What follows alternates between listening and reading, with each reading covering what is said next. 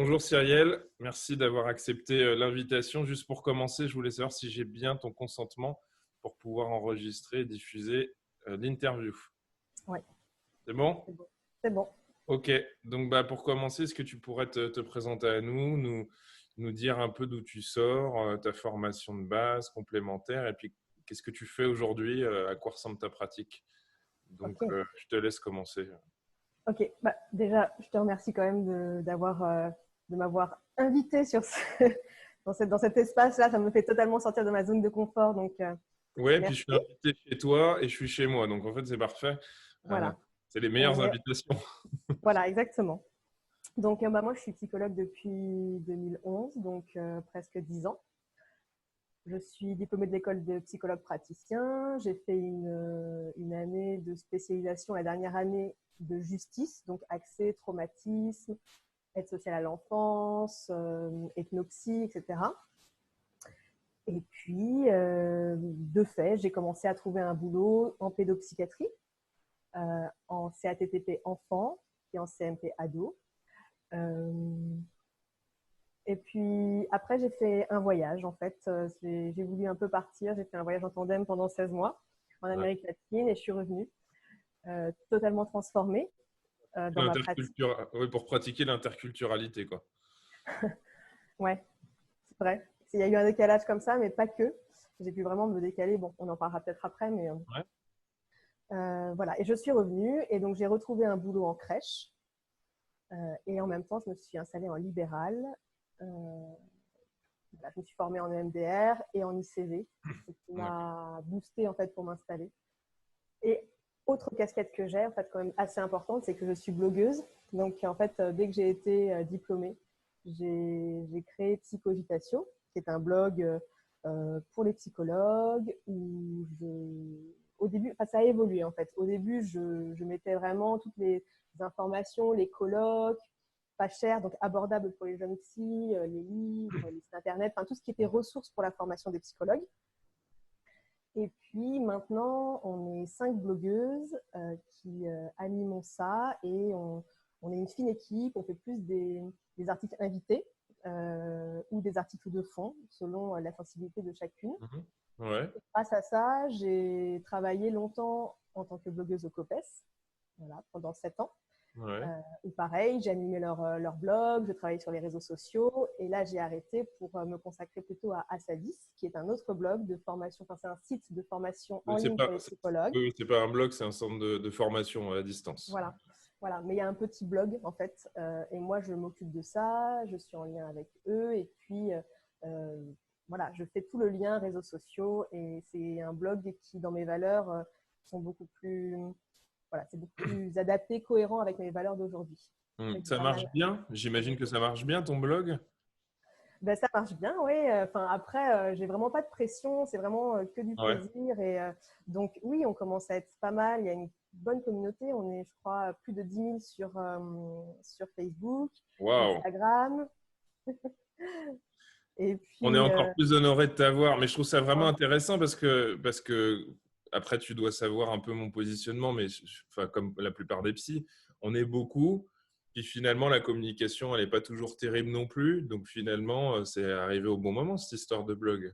Ça exact. permet de faire du lien peut-être aussi.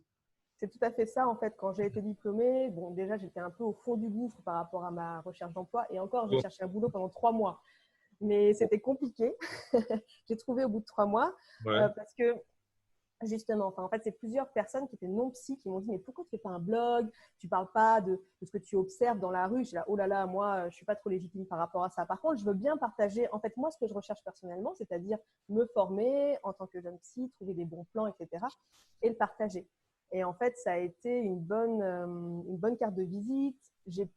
Ça a pu être un comment Ah dire bah c'est quelque chose. facile, parce que comme ça, tu peux rentrer dans les congrès et Voilà, demander à faire de la pub voilà. et en ayant une promo aussi. C'est ça, exactement. On se paye comme ça parce qu'on reste bénévole. Donc Ouais. voilà, mais maintenant on se paye comme ça, on se paye en formation, on se paye en livres. Et puis ça a été une excuse pour dire voilà, il y a peut-être un article qui pourrait vous intéresser. Tiens, je suis une jeune psychologue, etc. Et donc ça m'a permis un dynamisme. À Ça faire m'a du permis lien. de créer, Ouais, voilà, ça m'a faire du permis de lien. créer un réseau. Les psys ont du mal avec ça, hein. Il y en a beaucoup, moi je comprends toujours pas, mais il y en a beaucoup qui sortent pas de leur tanière Et je pense que c'est une bonne façon de rencontrer du monde, quoi. Oui, mais je pense qu'en fait, à la base, quand on fait des études de psy, il y a peut-être beaucoup de personnalités introverties à la base en Ouais. disant oui, je vais rester à l'écoute, je vais rester en passivité.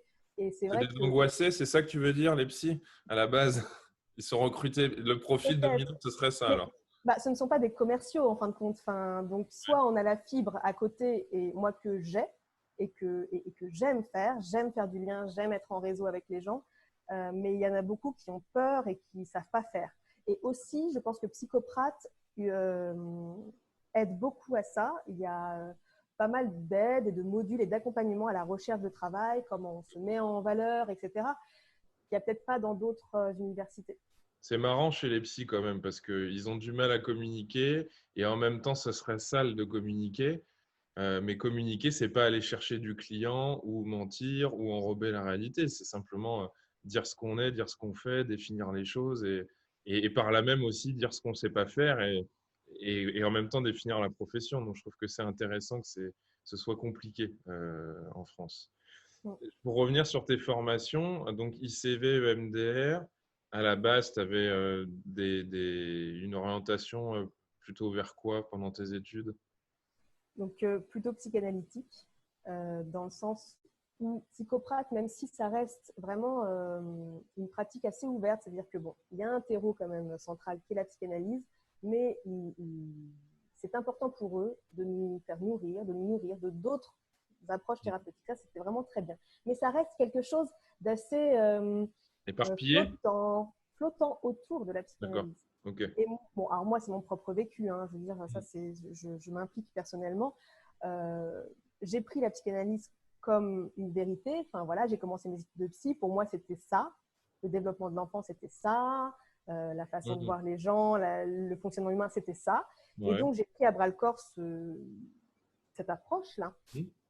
Et j'ai trouvé un boulot en CMP, CATTP, c'était ça aussi. Ouais. Et donc, je me suis investie beaucoup là-dedans. J'ai eu voilà, des groupes de réflexion, j'ai fait une thérapie psychanalytique, etc. Et en fait, à un moment, moi, je sentais que j'avais des blocages. Je sentais que ce n'était pas efficace pour moi et pour les patients. Euh, Donc pour toi et les patients. Souvent, la question que je demande, c'est est-ce que vous avez enrichi votre pratique d'autres choses pour répondre à vos besoins ou à ceux des patients? Toi, tu sens que finalement, il y avait un truc qui, tu ne l'avais pas chevillé au corps et donc peut-être qu'en face, ça prenait moins bien aussi, quoi. Je te reformule ça pour voir ce que oui, tu en penses, hein. en fait, je me suis rendu compte que c'était d'abord le besoin du patient. Parce que Mhm. moi, j'étais bien dans cette psychanalyse assez philosophique. Pour moi, en fait, ça rapproche beaucoup de la philosophie, en fait, de quelque chose de très intellectualisé, très intellectuel. C'est beau, on parle bien, etc. Enfin, mais pour autant, quand j'étais en contact avec des familles, avec des carences éducatives, avec euh, des niveaux d'études qui étaient en deçà du mien, et que j'avais cette théorie psychanalytique et que je devais leur transmettre des choses, leur faire passer des messages, là, j'étais complètement bloquée, je me suis rendu compte. Mais c'était à moitié conscientisé, en fait. C'est grâce à mon voyage qui a pu faire vraiment de l'espace que j'ai vraiment pu déconstruire ça. Trop Et éloigné, c'est ça alors finalement? Trop, ouais, trop en hauteur, trop… ouais, ouais. J'avais pas les mots, Il y a j'arrivais. de la psychanalyse de terrain quand même, parce que là, je suis en train d'imaginer les psychanalystes qui vont écouter, qui vont dire ah oui, mais c'est pas vrai parce que, et puis qui penseront à des auteurs. Tu vois, il y a de la thérapie psychanalytique familiale, il y a des psychanalystes qui ont été au charbon. Ils n'ont pas tous été dans un cabinet à demander 500 € la consulte. Donc, Oui, mais moi, mais dans mon en tout cas, toi, expérience, ça te c'est-à-dire parlait peut-être pas en tout cas. Voilà. non, j'avais pas les mots, je savais pas comment parler à ces familles-là qui avaient besoin d'aide vraiment. Et aussi, alors ça c'est pareil, propre expérience, c'est sûr que la psychanalyse, là, les Oui, psychanalytiques mais vont un c'est peu ton me… expérience, hein. Ah, On n'est pas, peut-être. c'est pas un procès, hein. Non, Tu mais penses, c'est mon…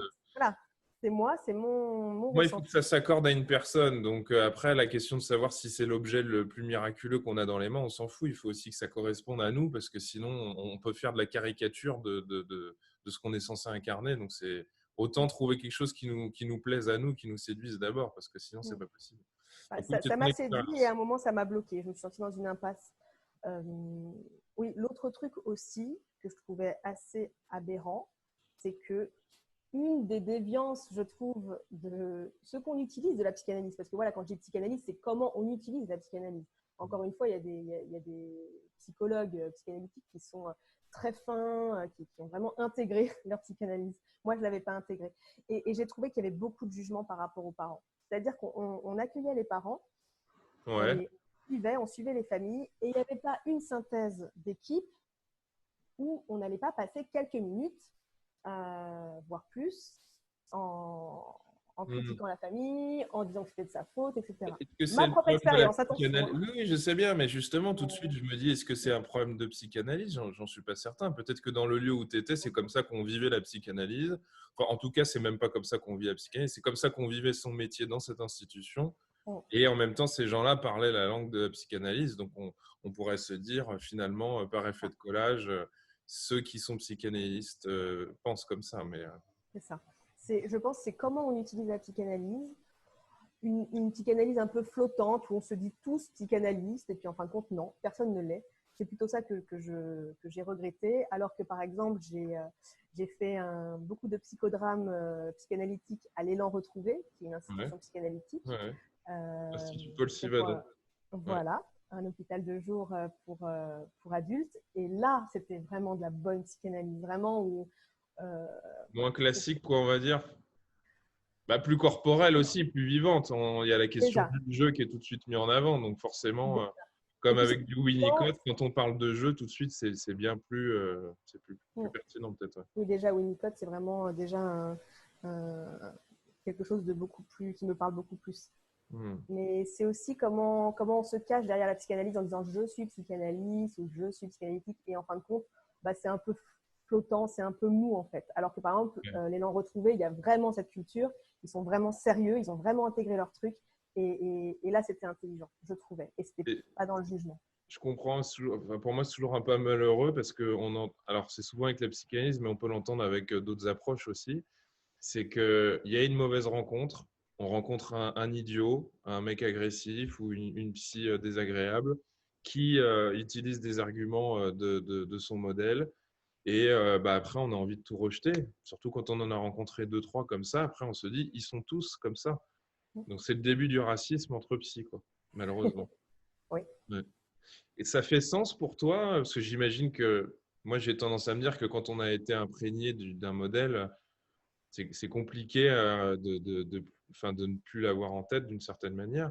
Donc, je me dis qu'en plus, le MDR est peut-être pas complètement incompatible sur le plan théorique avec la psychanalyse. Ça fait bien sens, ICV, EMDR, psychanalyse dans ton esprit. Je me demande toujours comment ça se range dans la tête des gens. Bah, j'en suis à un moment de mon parcours où j'ai vraiment mis de côté la psychanalyse. D'accord. Pour autant, je sais qu'elle est en moi. Enfin, je sais qu'il y a des. Il va y avoir un retour du refoulé, ça va revenir. C'est toujours... Non, mais c'est vrai, en plus, c'est souvent comme ça. Au bout de quelques années, on se dit, ah, bah finalement, je repense à des éléments que j'avais lus et puis je me replonge dedans. Il y a un temps où ça se range, je Pour crois. l'instant, j'ai plus envie d'en entendre parler. Ah bon? Pour autant, Donc, les voilà, carrément. psychanalystes, n'écrivez pas à Cyrielle, elle ne vous répondra pas. Crise d'adolescence, non mais je mets de côté pour laisser de l'espace à Hmm. autre chose. Voilà, c'est pas Hmm. quelque chose où je suis totalement voilà, Hmm. en conflit, mais je sais que c'est en moi, je suis formée comme ça, donc, et c'est très bien, j'accepte totalement enfin, l'écoute, mais j'ai trié. Voilà. Et donc, dès qu'il y a quelque chose de l'ordre du jugement qui m'arrive en tête, en me dire, mais c'est à cause de ça, je mets de côté, je dis non, Ah, je donc dois. les causalités linéaires, un peu toutes prêtes, c'est moins ton truc. Oui. Est-ce qu'il t'est déjà arrivé dans ta pratique de justement de changer ton fusil d'épaule, de changer d'outil et de constater que ça permettait de faire une belle différence? Bah, en fait, Parce que ça serait pour moi, tu commences à avoir quelques outils dans ton sac, ouais. entre guillemets, si je suis très caricatural et que je reste sur cette métaphore. Et donc, je trouve ça intéressant de se dire, bah tiens, en fait, j'allais utiliser ça et puis je l'utilise pas, je vais utiliser autre chose et je vois que ça débloque la réalité devant moi, en fait. Mm. Et je trouve ça En fait, bah, merveilleux parce que ça veut dire que ça remet la place du thérapeute quand même, oui, qui aurait pu faire prendre une autre route. oui. Bah, en fait, ce qui est particulier par rapport à ma pratique, c'est que je suis formée à l'ICV et à l'EMDR. C'est-à-dire que ça vient un peu traiter le trauma, mais d'une façon différente. Donc, j'ai vraiment en tête ces deux outils. Et quand la personne arrive, je vais essayer de sentir par rapport à la façon que j'aide à appréhender ces deux outils. C'est-à-dire qu'en fait, ce qui est intéressant, c'est que chaque thérapeute formé au même outil ne va pas avoir la même approche et la même intégration par rapport à soi. Donc,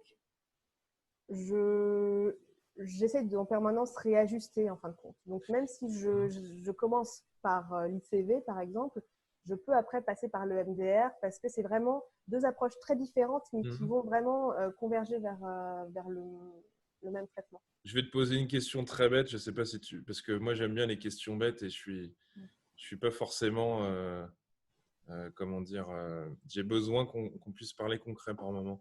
Qu'est-ce qui fait que, est-ce que il y a des petits indices, des petites choses qui t'aiguillent plutôt vers l'utilisation du tournevis ou du cruciforme? Tu pourrais me dire un peu qu'est-ce qui fait que tu te dis, tiens, là, je pense ICV ou là, je pense un peu MDR. Et je peux tout à fait te dire. Ah, je veux savoir. Non, parce que c'est important, notamment pour ceux qui ne connaissent pas, puis pour ceux qui pratiquent aussi, de se dire, ah bah tiens, oui, c'est vrai, moi aussi, ou moi pas vraiment. Voilà. Tu peux nous dire un peu? Déjà, donc, moi, comment j'utilise le MDR et l'ICV, c'est-à-dire que quand il y a un trauma très complexe qui m'arrive, c'est-à-dire une personne qui arrive avec beaucoup de troubles de l'attachement, beaucoup de traumas comme ça accumulés, souvent c'est le cas en fin de compte. Hein, c'est rare les personnes qui arrivent en disant j'ai eu un accident de voiture, mais par contre tout ça va bien. Il n'y a que dans les études américaines, quoi. Voilà. Et donc quand un trauma très complexe arrive, quand une personne a vraiment du mal à se connecter à ses émotions, qu'elle a du mal à en parler, même à les conscientiser, à les nommer, je vais commencer par l'ICV. Pourquoi? Parce que l'ICV, dès la première séance d'ICV, on peut travailler avec un exercice psychocorporel. Alors que le MDR, il peut se passer beaucoup de temps avant de mettre en place la désensibilisation. Et donc, c'est ma pratique, hein. C'est pareil. Le MDR, il y a beaucoup d'outils en fait, de stabilisation très concrètes. Par exemple, j'ai un entretien et vraiment là, je suis très stressée. Là, il y a vraiment des outils très concrets où on peut faire baisser. Voilà. Mais quand on s'attable à des problématiques très concrètes, enfin très profondes, par exemple la confiance en soi, voilà, j'ai très peu confiance en moi. Là, ça va pouvoir mettre du temps de langage, de verbalisation avant d'essayer de mettre en place un plan de traitement. Avant de rendre quelque chose de cohérent. Et donc, moi, la parole, pour moi, c'est limitant. Et ça me met en difficulté, en fait. Et je trouve que ça met le patient en difficulté. Je trouve qu'on tourne autour du pot, pour le coup, comme tu disais. Donc, voilà. Et l'ICV, directement, dès la deuxième séance, quand on demande au patient de faire une ligne du temps, donc c'est-à-dire une liste de souvenirs chronologiques, dès la première séance, on connecte le patient à ses souvenirs traumatiques, à ses bons souvenirs, etc. Dès le début, il peut y avoir un ressenti corporel qui se met en place. D'accord. Ok. J'aurais plein de questions là-dessus, mais je me dis que là, on va partir sur 4 heures. Mais, parce que ça m'évoque énormément de choses. Mais très bien, très bien. Merci. Merci pour ce point. Je me dis que, sachant qu'on a la fondatrice du blog qui a près de 10 000 membres en France, j'aimerais bien, et tu garderas le contrôle sur ce que tu veux dire ou ne pas dire, j'aimerais bien que tu puisses venir avec moi sur la question de la profession. Et j'aimerais bien que tu puisses me dire, parce que ça va être intéressant justement, je pense qu'on a une partie de ce point commun, c'est que pour ma part, je suis allé dans différents mondes, donc la psychanalyse, la TCC, l'hypnose, etc. Et je pense que toi, tu l'as fait aussi d'une certaine manière avec ton blog. Donc tu auras un point de vue aussi qui sera pertinent, je crois, sur ce qui se passe. Qu'est-ce que tu penses de la profession de psychologue en 2020, en ce moment? Et puis, je ne sais pas si tu as un avis sur le titre de psychothérapeute. Je ne sais pas si tu l'as, je ne sais pas. Voilà. Donc, J'ai le titre de psychothérapeute? Oui. Alors, si tu l'as et puis si tu as un avis, mais je ne sais pas si tu l'as parce que les gens ont un avis parfois et puis ils l'ont pas. Certains ne savent même pas s'ils l'ont. On l'a de fait, non? Non, il faut le demander à l'ARS. Il faut un je l'ai papier. demandé. Comment? Je l'ai demandé. Et tu l'as reçu ou on t'a jamais... Oui, Ok. de fait, oui. Ok. Pour moi, c'était assez évident. Certains l'ont pas demandé. Certains disent qu'ils n'ont pas à s'en kikiner avec un truc pareil. Enfin bref, voilà. Ok. Alors, Moi, peut-être avant, Fais comme tu veux. Mais parce que pour moi, les deux peuvent aller ensemble, mais il y a des questions qui sont relatives uniquement à la profession de psychologue, de toute façon. Oui. Bon, alors, par rapport au titre de psychothérapeute, Ouais. pour moi, c'est complètement fou, en sortant de l'université, d'avoir accès au titre de psychothérapeute. Mhm. Pour moi, on n'est pas du tout formé à la psychothérapie à l'université. Je trouve que c'est un abus de pouvoir. Voilà. Et Donc, en plus, on le prend quand même. En même temps, c'est ça qui est drôle, parce que quelqu'un qui nous écouterait, si cette vidéo était diffusée, par exemple, on pourrait nous dire, mais qu'est-ce qu'ils foutent à prendre un truc dont ils ne comprennent pas, dont ils ne retrouvent pas une certaine valeur, quoi. je trouve que c'est mal connaître la formation de psychologue clinicien pour avoir accès en fait au titre de psychothérapeute. Enfin, pour moi, c'est vraiment, en tout cas, ceux qui sortent de l'université et qui se disent psychothérapeutes, qui se vivent psychothérapeutes et qui se montrent psychothérapeutes aux patients, je trouve que c'est très délétère, c'est très risqué. Mais c'est la Voilà. loi. Il faut suivre la loi. Non, bah non, mais je suis pas d'accord. Moi, j'ai attendu vraiment 10 ans avant de me dire et de me former à la psychanalyse. Pour moi, c'était quelque chose qui n'était pas assez On ne se forme pas à suffisant. la psychanalyse à l'université aussi. Il faut quand même, à un moment donné.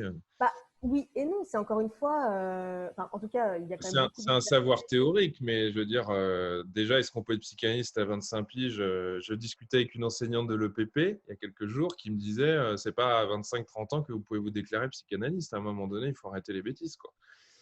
Donc, bon, enfin, après, voilà, on pourrait aussi se dire, on a suivi les cours, donc c'est bon. Je pense que quand même, non, quoi. Enfin, Non. En fait, le gros problème, mais ça va, on va peut-être en parler, c'est que comme la il profession, faut qu'on en euh, parle. Il faut qu'on se dise. allez, Ouais, bah oui. euh, le fait que, je sais pas, on soit complètement volatile comme ça, qu'on puisse faire vraiment un peu notre sauce, etc. C'est là où Ouais. ça amène des déviances. C'est-à-dire que moi, avec mon éthique et ma déontologie, je vais prendre le titre de psychothérapeute parce que ça va être plus facile pour moi de faire la démarche en sortant de l'école, mais je ne l'ai pas utilisé. Je me suis dit, ok, je l'ai, mais je ne suis pas psychothérapeute, c'est faux. Et je sais qu'il y a des gens qui sortent, par exemple, j'ai des exemples qui sortent de Paris 7, qui est très, très psychanalytique, et ils se sont mis un petit divan chez eux, et puis ils sont psychanalystes. Hmm. Ça, pour moi, c'est une hérésie. Enfin, voilà. Donc, ok, on a accès à ce titre, mais c'est à nous, individuellement, de se charger du fait qu'il faut se former pour être Au psychothérapeute. bon vouloir de chacun, Voilà, c'est d'être ça le risque. responsable en son âme et conscience. C'est particulier. Alors, on nous fait tellement confiance, à nous les psys, que on devrait être honoré finalement. On nous Oui, prenne mais pas pour des enfants, c'est super. Non, je oui, sais mais pas. après, ben, dans mon cas, qui suis très sérieuse et qui a des valeurs bien accrochées, oui, mais il y a d'autres psys qui peuvent bah, avoir enfin, voilà, qui peuvent avoir un abus de pouvoir par rapport à ce titre. Et en même temps, si on parle des psychologues, psychothérapeutes, comme tu vas nous dire ce que tu en penses, hein, mais moi je pense que les psychologues français, ils sont pas si faciles que ça à manager, à gérer, à tout ça, quoi. Tu vois? Enfin, comment ça, pas facile à Bah, manager? c'est-à-dire que là, on leur dit, vous êtes responsable, débrouillez-vous. Mais je ne Oui. suis pas sûr que, on aurait trouvé un accord. Déjà, à chaque fois, je le redis, je suis désolé pour ceux qui regarderont toutes les vidéos et qui en ont marre, mais à chaque fois, c'est une parenthèse de 10 secondes. Mais la définition de ce qu'est une psychothérapie n'est pas donnée. Donc, tu es apte à faire un truc dont on n'a pas défini ce que c'est. C'est quand même extraordinaire. Je trouve que c'est beau, quoi. Ça veut tout dire. Et en plus, on n'a aucun attendu. C'est-à-dire, vous serez, et on donne un mot, un miracle, ça, bon, c'est un test projectif, hein. Ce titre de psychothérapeute est un test projectif. C'est magnifique, je suis en train Oui, de me rendre compte là. tout à fait. Et en même temps, vous serez formé à quelque chose, mais on n'en parlera pas. Donc, ça devient complètement mystérieux. Et je me dis que si on avait dit, si quelqu'un ou un collectif de gens avait écrit une définition, je peux te donner ma main à couper qu'il y aura des gens qui ne seraient pas d'accord. Et si en plus on avait mis des attendus, je pense qu'il y aurait eu tout un bazar. Donc finalement, en plus, on a la paix sociale, puisque l'intérêt du test projectif, c'est qu'il n'y a pas de mauvaise réponse. On a la paix sociale, mais on est décrédibilisé en fait en Mais tant on a que accepté tout ça. professionnel. Oui, mais bon, moi je ne sais pas comment ça s'est fait en fait au fur et à mesure, mais pour autant, par exemple, moi j'ai du mal à trouver des psychologues de confiance dans mon réseau. J'ai du mal, quand quelqu'un vient me dire j'ai besoin d'un psychologue, j'ai du mal Ouais. à me connecter à des psychologues de qualité. Donc même toi qui connais du monde, c'est compliqué. Ouais. Ouais. Enfin, après, c'est qui va dans mes aspirations aussi. Hmm. Alors, qu'est-ce que tu Et, penses de la profession de psy plus donc, largement alors? Est-ce alors, qu'il y a des thématiques qui te chatouillent? Qu'est-ce que tu en penses? je parlerai plutôt de la formation, moi, si tu me permets, Ah bah oui, parce oui, il que faut. c'est assez en lien, la formation. Ouais, voilà, Il y a c'est plein ça de qui. sous-thématiques pertinentes liées à ça. Donc justement, vas-y, lance-toi là-dessus. Voilà, par rapport à ma propre vision, c'est que euh, dans mon parcours, justement, il y a eu trop de psychanalyse comme étant la vérité, en fait. Enfin, moi, j'étais jeune, j'ai commencé mes études et puis j'ai pris ça comme une vérité. Il n'y a pas de réflexion, de méta-réflexion, de métacognition sur les approches thérapeutiques, en fait. Il y a Hmm. quand même quelque chose d'assez encore très scolaire où on doit ingérer les choses. C'est encore très théorique. On fait des partiels, on apprend par cœur les choses. Ça va totalement à l'encontre en fait de notre futur métier de psychologue où on est dans l'humain, où on doit choisir les mots, on est dans le relationnel. Et je trouve que on a une formation trop théorique, trop Ouais, plate. On ouais. n'a pas assez de formation pratique en fait. Moi, les cours que j'ai adorés, c'était justement les cours où on allait un peu se mouiller, un peu expérimenter quelque chose de notre profession, en fait. Comme un jeu de rôle ou une simulation, par exemple. Ouais, j'ai aimé ça. Enfin, Je me souviens encore du jeu de rôle que j'ai dû faire en Master 1 ou en Master 2 et je l'oublierai jamais. c'est Et, ça, et pourtant, ça, voilà, ça a duré un quart d'heure, mais c'était chargé et je me suis dit, enfin, les c'est cours ça, commencent. c'est ça. Ouais. Et c'est fou, je trouve que on n'est pas de guide, enfin de personnes qui nous guident par rapport à notre future pratique de psychologue clinicien. Même notre mémoire de fin d'études n'est pas du tout ancrée en fait sur quelque chose d'une pratique. On devrait avoir en fait vraiment un accompagnement très professionnalisant et qu'on n'a pas. Et je pense que c'est les 3 ans qui nous manquent en fait, qu'ils ont Ben oui, ben au justement, Canada je par vais te exemple. dire ça, mais moi, ça me pose un peu souci parce que tu vois, tu n'as pas de doctorat. Moi, je l'ai passé, puis il n'y a pas besoin de l'avoir fait pour le comprendre. On devient bon pour l'analyse de cas sur le plan qualitatif ou sur le quantitatif. On est bon pour faire de la revue de littérature. On est censé avoir un peu comment dire, de recul intellectuel tout de même, même si ça ne se retrouve pas chez tous les docteurs. Ça, c'est envoyé. Mais je ne pense pas que ça nous forme sur la pratique. Non. Et donc, quand les gens disent il faut tous un doctorat, alors ça commence autour de moi, ça commence à agacer ceux qui n'en ont pas. Puis j'ai envie de dire, moi j'ai trouvé ça très bien mon doctorat, mais ça ne m'a pas formé plus à la pratique concrète. Si, ça m'a fait pratiquer parce que j'ai rencontré du monde, j'ai eu mon échantillon de personnes à rencontrer, etc. Mais c'est mes activités cliniques qui m'ont permis d'améliorer ma façon de travailler, et puis mes formations, supervision, etc. Donc j'ai un peu peur qu'à chaque fois on dégaine cette histoire de doctorat, qu'on veuille rallonger, mais si qualitativement on ne change pas les choses, on peut même faire un bac plus 40, je ne vois pas ce que ça changera en fait. Mais Tout est-ce que à fait. l'Université française pour la psycho est prête à transmettre du concret? Je ne sais pas. Et quand ça se passe dans d'autres pays, bah, je me dis, bah, eux, ils ont réussi, nous, non, en fait. Oui, Tu vois? oui. Je ne pense pas qu'un doctorat à la mode française serait adapté en fait, parce que c'est juste une continuité où on fait une thèse, où on apprend à être chercheur en fait, on n'apprend pas à être psychologue clinicien dans la pratique. Voilà. Donc, je ne sais pas si on forme des praticiens. Moi, j'ai toujours tendance à me dire qu'on forme des idéologues, que par moment, on est tellement dans la théorie ou dans le bouquin du prof qu'on pourrait presque faire ça d'une certaine manière chez soi, que c'est aussi par le débat et par la pratique qu'il se passe quelque chose, et que ce n'est pas forcément le cas.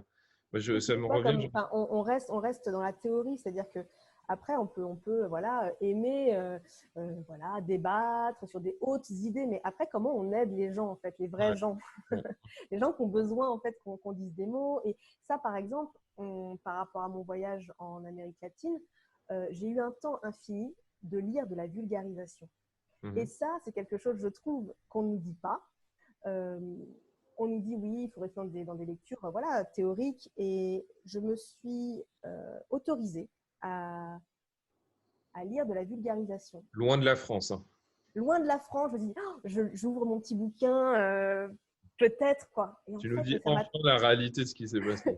ça m'a tellement nourri, mais j'invite tous les étudiants, les psychologues à lire de la vulgarisation parce que c'est ça qui parle aux gens en fait. C'est les mots qu'il faut utiliser pour les gens et ça m'a tellement nourri et ça m'a tellement en fait ancré dans la réalité parce que sinon nous les psychologues on peut être comme ça dans des hautes sphères mais enfin on n'aide pas les gens en fait. Ça a vraiment été quelque chose qui a débloqué la situation pour moi. Ouais, ça me rappelle une rêverie que j'avais quand j'étais plus jeune, avant de commencer les études. J'étais tombé sur un film où une prof venait avec ses étudiants, je crois dans un hôpital ou un institut, et puis ils allaient derrière la glace sans teint et elle avait un entretien. Et je m'étais dit, waouh! Et puis en ayant traversé plusieurs universités, je me disais, en fait, tu as carrément rêvé comme le réalisateur, parce que c'est pas ça la réalité, quoi. C'est pas ça du tout. Et j'étais déçu. Et à chaque fois, je redonne la même image. Comment peut-on dire à des électriciens en formation pendant 2 ans, le cul assis sur les bancs d'une école, lisez les bouquins, et puis après, bah, vous apprendrez tout doucement à démonter un tableau électrique et à passer des câbles. Je me dis, c'est pas possible en fait. C'est Ouais. pas possible. Mais il y aura la question tout de suite des moyens à mettre en place.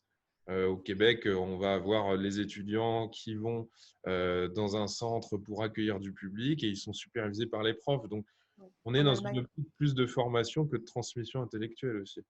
oui. On forme des Et gens qui vont devoir ça, réussir après. Ouais, ça rejoint aussi les stages et la qualité des stages qui sont très hétérogènes. ouais, Les maîtres de stage ne sont pas formés à accompagner. Ça pourrait être aussi une bonne idée en fait que ouais. les maîtres de stage puissent avoir une formation pour accompagner les stagiaires.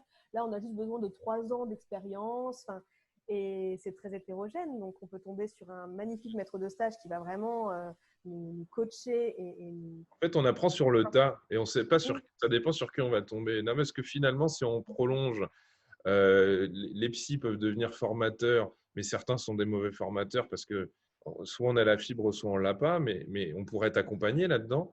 Il y a des enseignants qui sont mauvais, qui sont peut-être de très bons cliniciens.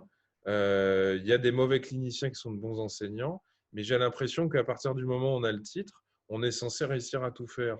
On peut être peut-être un très bon clinicien, mais pas réussir à avoir le temps et la possibilité et avoir anticipé comment on accueille un stagiaire. Mais tout ça, en fait, ça doit se faire. Et je pense que c'est une question aussi de la modernité. C'est-à-dire que maintenant, tu deviens manager ou cadre et en fait, comme tu connais ton métier, tu peux te mettre à encadrer des gens. Tu n'as pas à être formé là-dessus. Et je trouve que c'est dommage parce que ça donne des catastrophes parfois. Ça donne des catastrophes. des formations de mauvaise qualité, tout simplement. Ouais. D'autres choses sur la profession de psy? Ça va, on a fait une bonne tartine là déjà, Ouais. non enfin, Alors, dis-moi, la question que je pose souvent, c'est si tu avais une baguette magique, tu ferais quoi? par Ou rapport si, à la profession. oui, ou si Olivier Véran venait te voir, parce qu'il sait que tu es quand même centralisé au milieu des psychologues avec tous les contacts que tu as, et il te dit, Madame Vinet, j'aimerais vraiment que vous puissiez me dire et que je prenne en note ce qu'il faudrait commencer à faire pour modifier les choses. Tu lui Bah, dirais, écoutez, j'ai autre chose à faire, monsieur, j'ai un blog à tenir. on l'a dit en filigrane, mais c'est. Concrètement, hein, les mesures. Je réfléchis, attends. Bon. Euh, c'est justement, comment dire, pouvoir permettre une remise en question dès la première année d'études par rapport aux approches qu'on nous demande d'apprendre. C'est-à-dire que, OK, on apprend de la psychanalyse, mais remettons en question ça direct. Apprenons aussi en parallèle, pas voilà, de manière un peu indirecte, apprenons en parallèle les neurosciences affectives. Enfin, donnons la possibilité aux psys de faire leur propre chemin tout de suite. Parce que moi, j'ai perdu beaucoup de temps à ingérer, déconstruire, ingérer, déconstruire. Bon, je ne sais pas, peut-être que c'est aussi le processus de chacun, mais ça prend du temps. Et donc, voilà, plus d'options en fait solides, plus de réflexion, plus de débat, et puis plus de formation pratique avec un accompagnement pour dire, OK, je suis psychologue praticien, enfin, je suis psychologue clinicien, en théorie, mais en pratique aussi. C'est-à-dire que je sais mener un entretien, je sais faire l'écoute active, Je sais ressentir, je sais être à l'écoute de mes propres ressentis par rapport à l'autre.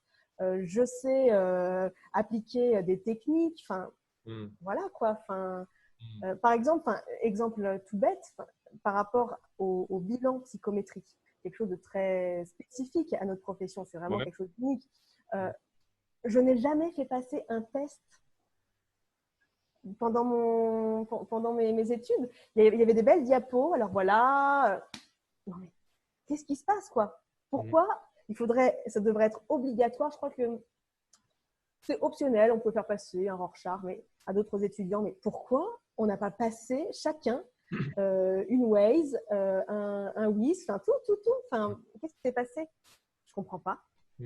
Enfin, voilà, tout simplement en fait, c'est assez simple. Et puis voilà, une formation une formation pour les maîtres de stage, enfin, pour accompagner, pour solidifier, pour dire ok, pour qu'un psychologue clinicien soit diplômé, il faut tel critère, tel critère. Enfin, et puis voilà.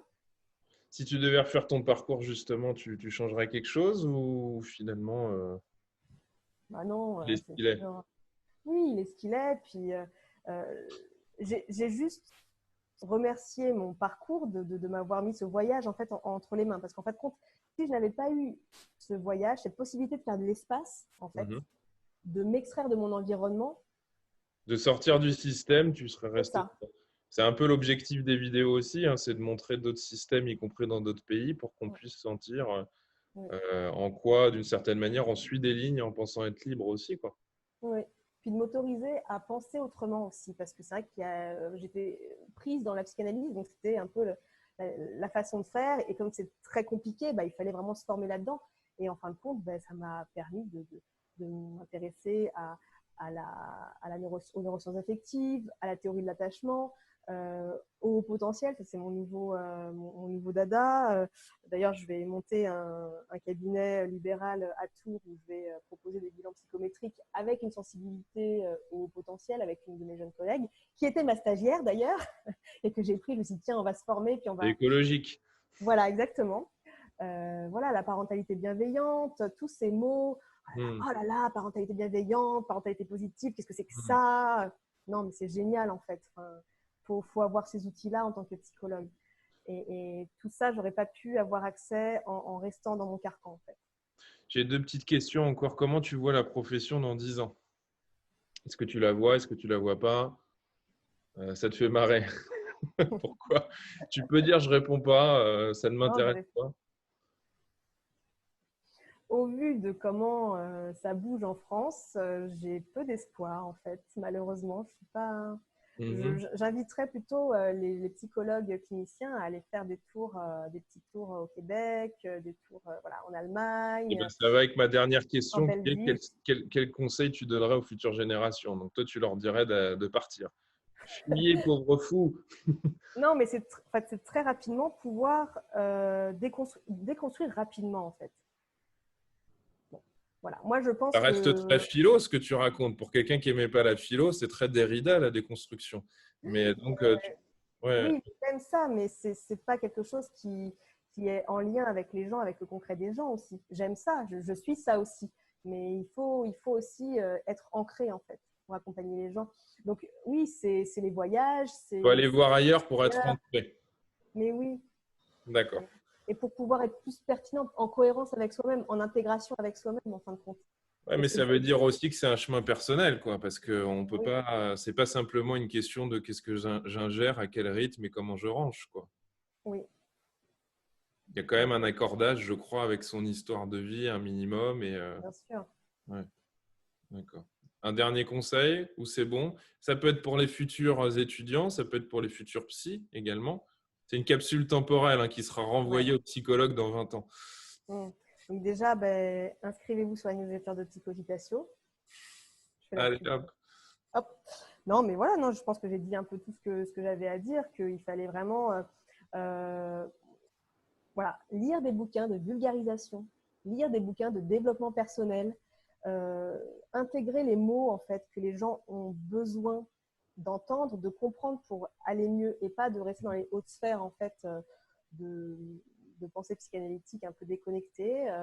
Mais c'est vrai que tu es sorti un peu de ce champ-là, finalement, c'est plus américanisé ce que tu racontes. À chaque fois, je fais référence à Milton Erickson, mais c'est ce qu'il dirait, c'est-à-dire qu'on est là pour entrer dans le monde du patient, utiliser son vocabulaire et puis ce qui lui parle, parce que si ce que je Oui, dis est très très intelligent, mais que personne ne comprend rien, finalement, ça c'est me fait ça. plaisir tout seul. C'est faire changer, c'est faire décaler l'autre. Mhm. Il faut aller sur son terrain, clairement. Donc, voilà. Et interviewer des psys, aller à la rencontre des psys, aller voir comment le psy pense, parce que on a beaucoup critiqué, mais je pense que chacun avec sa pratique personnelle, son chemin personnel, euh, est très pertinent en fait. Je pense que et unique en fait. C'est ça qui est compliqué, c'est qu'on essaye de se rassembler, mais que ça marche pas parce que on est tous en train de Pourquoi ça marche pas d'ailleurs? Est-ce que tu as une bah, petite... est-ce que c'est pas justement parce qu'on est trop on est trop Trop? libre, c'est-à-dire qu'on n'est pas assez cadré. On nous a appris aussi à faire seul, à faire avec ce qu'on a et à faire seul. Et donc, peut-être que c'est compliqué de se mettre justement après en rassemblement. D'accord. Un étudiant en psychologie qui, par exemple, sait déjà qu'il y a un ordre des psychologues ne va pas du tout réagir de la même façon que nous qui n'avons pas d'ordre des psychologues. Et bon, bah, on fait avec ce qu'on est, avec ce qu'on a, avec nos stages. C'est complètement éclaté, en fait. Hmm. Là, on n'a pas évolué avec un sentiment d'appartenance. Donc la profession souffre d'un sentiment de morcellement et de déracinement. C'est ça. Voilà, Ah non, mais si je reprends reste en ça, questionnement. c'est éclaté, donc c'est complètement morcelé. Il n'y aurait pas d'unité d'une certaine manière, en tout cas pas ressenti par le psychologue, quoi.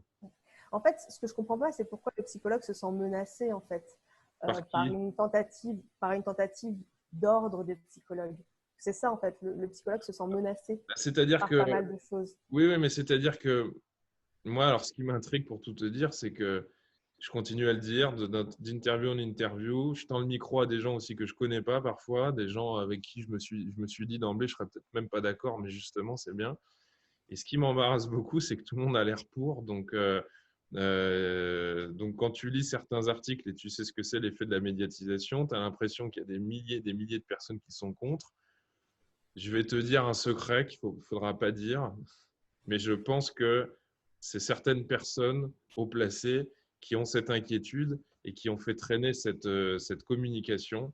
Mais moi, je n'ai pas encore interviewé 200 000 psys non plus dans le monde, mais ce que je peux te dire, c'est que j'en ai encore entendu aucun me dire qu'il était fondamentalement contre. Oui, mais ceux qui acceptent d'être interviewés et ils Non, savent mais quand même, justement, dans quel mais positionnement tu te eh ben, situes. je te fais la demande solennelle devant 60 000 personnes qui nous écoutent. Envoie-moi des gens contre. Mais c'est sincère parce que Eh bien, je gens qui sont. ferai un message sur Psychogitatio et je ferai un appel. Eh ben, en tout cas, quand ce sera publié, les gens pourront vérifier si si tu l'as bien fait. Non, mais c'est sincère, vraiment. D'accord. J'aimerais discuter aussi sur des arguments parce que au fond, est-ce qu'il faut forcément être pour? J'en sais rien. Mais qu'est-ce qui ferait qu'on serait contre? J'aimerais bien avoir du contradictoire, en fait. Parce que là, j'en ai pas, en fait. Ouais, Tout tu le monde est. commences à t'ennuyer là. Bah, ouais, c'est pas que je m'ennuie, mais c'est que pour moi, après, si on veut aller dans le concret, il faut pouvoir anticiper les problèmes que ça pourrait engendrer. Et moi, j'entends pas beaucoup de monde me sortir les problèmes que ça engendrerait non plus. Donc, ça a l'air tellement simple et évident qu'on va en devenir fou. C'est que si tout le monde est d'accord et qu'il se passe rien, ça crée de l'impuissance. Donc, j'aimerais bien qu'il y ait une dynamique. Non pas que j'ai besoin de conflit, mais j'ai besoin d'énergie pour que ça crée du mouvement. Si tout le monde est pour et qu'il ne se passe rien, ça va devenir très vite agaçant. Et je crois que c'est pour ça que les gens sont d'accord et puis continuent leur route. On attend toujours que l'autre fasse à notre place aussi, d'une certaine manière. Mais ce ne serait pas si simple à mettre en œuvre à un ordre, je pense. Non, Donc j'aimerais bien avoir complètement d'accord. des gens inquiets qui viennent nous mettre en garde et puis les gens inquiets, parfois, ils ont quand même pas mal raison sur ce qui pourrait arriver et ce serait bien qu'on puisse anticiper ça ensemble peut-être. Mais bon, On tu avait dit, trouveras. enfin, quand on a créé ce mouvement là, je t'en avais parlé de justement la création d'un ordre quand j'étais jeune diplômée, donc ça fait 10 ans, on avait créé une page Facebook, etc. Enfin, on avait eu beaucoup d'énergie comme ça qui nous a, enfin, contre, d'inertie. Oui, mais Donc, après, la on va question, retrouver c'est ça. est-ce que on était contre pour des raisons qui étaient claires et logiques?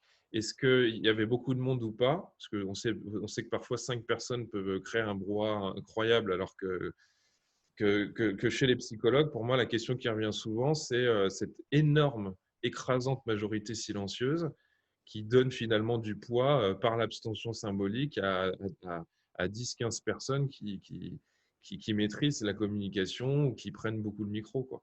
C'est d'ailleurs pour ça que je donne le micro à beaucoup de monde et je vais essayer d'en avoir beaucoup, beaucoup pour avoir une puissance statistique suffisante en espérant tomber sur des cailloux, en tout cas sur des discours qui sont pas comme ceux des autres, quoi. J'aimerais bien. Ouais. Je vais essayer de trouver ça. Bon, bah écoute, trouve-moi ça. Je te remercie en tout cas pour tes réponses. Et puis, Merci. ça va venir. Bah, peut-être que la vidéo sera relayée sur ton blog. Voilà. Forcément. Je te remercie pour tout. Je te souhaite une bonne journée. Merci.